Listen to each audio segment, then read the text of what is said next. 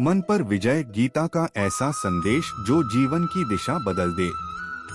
आज का गीता संदेश उन सभी के लिए है जो बाहर से मजबूत दिखते हैं लेकिन अंदर से उलझे हुए हैं, जो सही जानते हैं फिर भी कर नहीं पाते। भगवान श्री कृष्ण कहते हैं, युद्ध बाहर नहीं मन के अंदर होता है। श्लोक भगवद गीता 6.5 उद्धरेदात्मनात्माननात्मानमवसाद्ये आत्मैव्यात्मनो बंधुरात्मैव रिपुरात्मनः। भावार्थ, मनुष्य स्वयं अपना मित्र भी है और स्वयं ही अपना शत्रु भी। अर्थ को समझिए, आपका सबसे बड़ा दुश्मन कोई इंसान नहीं, कोई परिस्थिति नहीं, बल्कि आपका अपना मन है।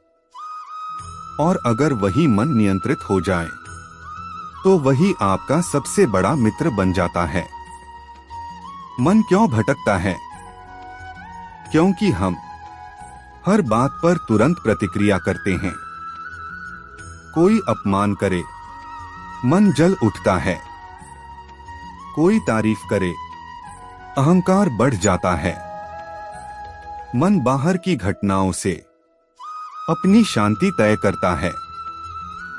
यही सबसे बड़ी भूल है। श्री कृष्ण का समाधान। कृष्ण कहते हैं, अपने मन को ऊपर उठाओ, गिराओ मत।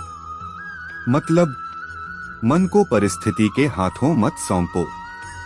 आप परिस्थिति के मालिक बनो, गुलाम नहीं। आज के जीवन से उदाहरण सोचिए। आप मेहनत करते हैं लेकिन रिजल्ट नहीं आता। मन कहता है, छोड़ दे, तुझसे नहीं होगा। यहीं पर आपका मन आपका शत्रु बन जाता है। लेकिन अगर उसी समय आप कहें, मैं प्रक्रिया पर ध्यान दूंगा, परिणाम बाद में आएगा, तो वही मन आपका मित्र बन जाता है। मन को मित्र कैसे बनाएं? पहला नियम, अभ्यास। हर दिन थोड़ा थोड़ा अपने विचारों को देखना सीखो।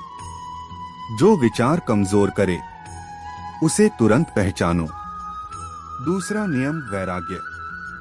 हर चीज से चिपकाव मत रखो। लोग, पैसा, परिणाम सब अस्थाई हैं।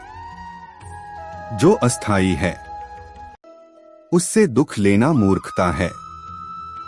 तीसरा नियम, कर्म पर ध्यान। कृष्ण ने साफ कहा, कर्म करो, फल छोड़ दो। जब फल की चिंता जाती है तब मन शांत होता है। मन जीत लिया तो जीवन जीत लिया। जिस दिन आप अपने मन के गुलाम नहीं रहोगे उस दिन डर कमजोर हो जाएगा, आलस्य भाग जाएगा और आत्मविश्वास जाग जाएगा। एक गहरी बात याद रखिए, शांति बाहर नहीं मिलती, वह अंदर प्रकट होती है। और जो व्यक्ति अपने मन को समझ लेता है वही सच्चा योगी है। आज का प्रश्न अपने आप से पूछिए, क्या मेरा मन मेरा मित्र है या शत्रु? और आज से ही उसे मित्र बनाने की यात्रा शुरू कीजिए। मन पर नियंत्रण क्यों जरूरी है?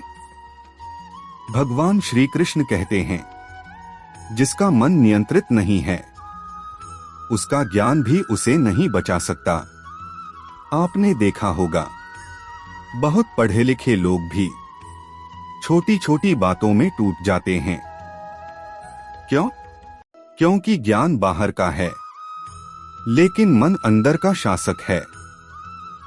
अर्जुन की समस्या हमारी समस्या।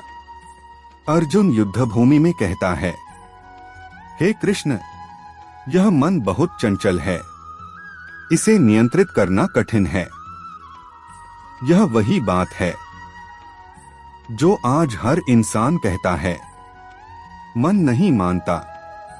कृष्ण उत्तर देते हैं, हाँ, मन चंचल है लेकिन अभ्यास और वैराग्य से वश में आता है। मन के 3 शत्रु, एक डर, फियर। डर भविष्य का होता है, जो हुआ ही नहीं उसका बोझ मन पर डालना खुद को कमजोर करना है। 2 तुलना, कंपैरिजन। दूसरों से तुलना मन को खोखला कर देती है। हर आत्मा की यात्रा अलग है, फिर तुलना क्यों? 3 अहंकार, ईगो। मैं सही हूं, यह सोच मन को अंधा बना देती है। जहां अहंकार होता है वहां सीख रुक जाती है। मन शांत करने का गीता मार्ग। सुबह का पहला विचार बहुत शक्तिशाली होता है। अगर दिन की शुरुआत मोबाइल से होगी तो मन बिखरा रहेगा। अगर शुरुआत ईश्वर स्मरण से होगी तो मन स्थिर रहेगा। कर्मयोग का रहस्य।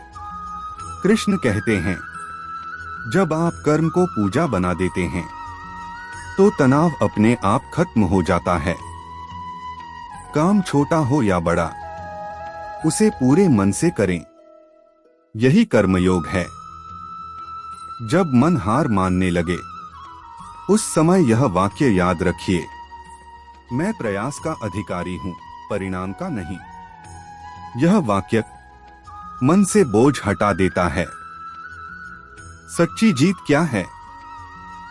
दुनिया को जीतना सबसे बड़ी जीत नहीं है। अपने क्रोध को जीत लेना, अपने लोभ को जीत लेना, अपने डर को जीत लेना, यही सच्ची विजय है। एक मौन का अभ्यास। दिन में सिर्फ 5 मिनट शांति से बैठिए। ना कुछ मांगिए, ना कुछ सोचिए, बस श्वास को देखिए। धीरे धीरे मन आपकी बात सुनने लगेगा। भगवद गीता जीवन बदलने की किताब नहीं, जीवन समझने की दृष्टि है। जो मन को जान लेता है वही स्वयं को जान लेता है। आज संकल्प लीजिए, मैं अपने मन का मालिक बनूंगा, गुलाम नहीं। यही गीता का सार है। जय श्री कृष्ण।